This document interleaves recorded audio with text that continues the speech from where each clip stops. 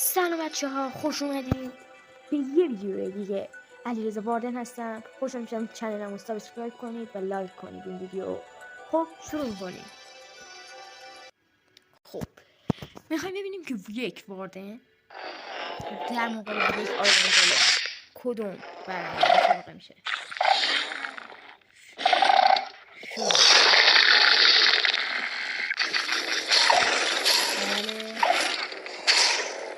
بله واردن برنده میشه. حالا ببینیم یه تایگر میتونن یه واردن رو شکست بدن یا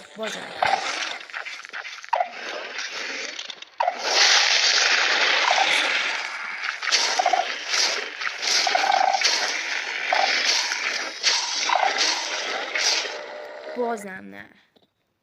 حالا 5 تا چی؟